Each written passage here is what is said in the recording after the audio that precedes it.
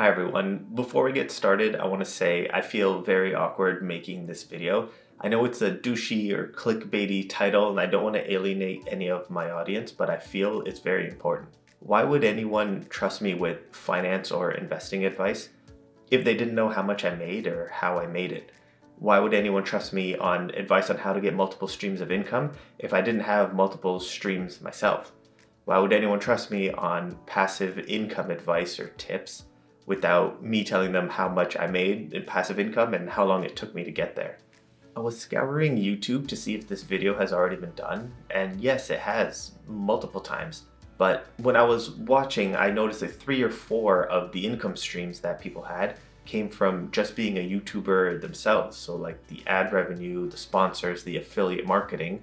But I won't be doing any of that, mainly because as of making this video, I only have 9 subscribers, and I feel like 8 of them are just my fake accounts liking and subscribing to my own videos. Here's the thing, this title is a little deceiving. I made way over 400,000, but another thing, I don't think I can do it again going forward. Here's how I did it. 5 streams of income. 3 of them can easily be replicated, but they all take time and none of them happen overnight. If you're enjoying the video and the content, please like the video and subscribe to the channel.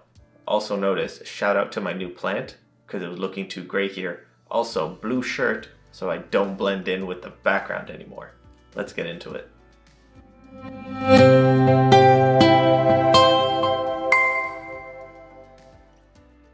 Let me break down the multiple streams and how much they made me. However, I'm going to be skipping one and you'll understand why. Full-time job, part-time job, dividend income, rental income, flipping a house. This last one probably won't be able to be replicated next year, clearly. The full-time job.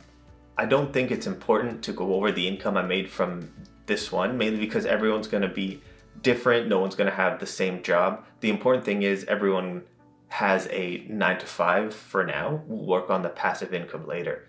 I'm a CPA with 8 years of experience. You can probably Google the average salary and just to see how much I make, but I don't think it's important for the purposes of this video. Also, this is a 9 to 5, not even, it's an 8 to 6. And out of all the streams of income I have, this is the worst effort to income ratio.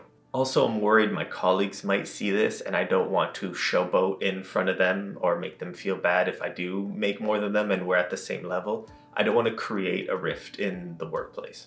Lastly, this full-time job is not something you can replicate. This is not the purpose of this video. I want to focus on the other streams, the ones that with time and a little bit of effort, I do think everyone can replicate, and that's the side gigs and the passive income.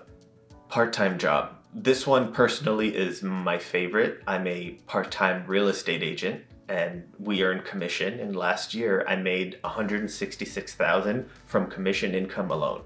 I'm comfortable showing my T4, that's like a government issued notice of how much you made. I'll blur out some personal information, but here it is.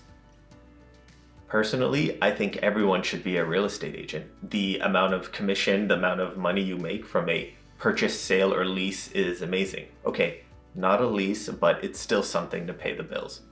I recommend everyone who's watching this in the US or Canada or abroad to get their real estate license and just to take advantage of the perks that a self-run side business, side gig can have. Obviously, none of this happens overnight. It took me around 4 or 5 months in Ontario to get my realtor license. Doing a quick Google search in California, it takes around 6 months. In New York, it takes around 6 months as well. But if you start now, in 6 months, you'll have access to some extra income that you don't currently have. I've been an agent now for 7, almost 8 years, and this level of income doesn't happen overnight. Like I said, my first year, I only had 1 sale, but even with that 1 sale, and I was lucky to get that one, I made $12,000. Because I had a full-time job at the time, I bothered, annoyed, pestered everyone at my workplace, my friends and family, that they should buy, sell, and lease with me. In Canada, the commission on a purchase or sale is around 2.5%. I was looking at California, it's around the same. In New York, some places are even 3%. If you think about the money to effort ratio, if you just do 1 sale a year, is amazing. You know what? Regardless of where you are, if you just tell your family, friends, colleagues about being a realtor, hopefully, if you're passionate and you do a good job, you'll get additional referrals from them and the whole business will snowball. Every year since I started, I've made more commission than the year before. Eventually, I'll hit a plateau, and that's fine. What makes this more appealing is that if you're buying, if you're buying as a realtor, you automatically get a 2.5% discount. And also on the flip side, if you're selling, you save 2.5% by being your own realtor. What makes this effect double, if you're selling your own house, you can find your own buyer and pay 0% commission. Next stream of revenue, dividend income. This can be replicated by everyone, and you can even build a bigger, more successful dividend portfolio than I can.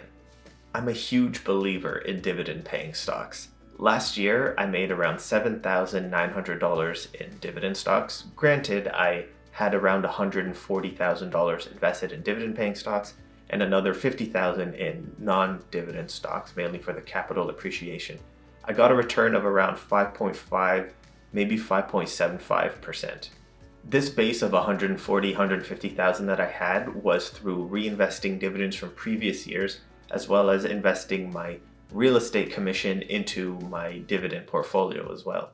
The effort on this income stream is zero. The return is good, it's not great, but every year I'm going to keep reinvesting the dividends and I'm going to keep growing the portfolio. Make sure to tune into my next two videos. I'm going to be doing a two-part series on dividends, the power of dividends, and how to build a dividend growth portfolio. Another low effort income stream, rental income. I made $13,200 off rental income last year. I have 3 rental properties that I've been renting out for years.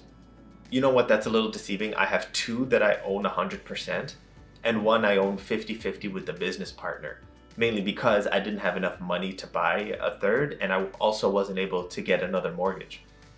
Being a realtor, I was able to snag a few deals in the last 7 years. But here's the thing.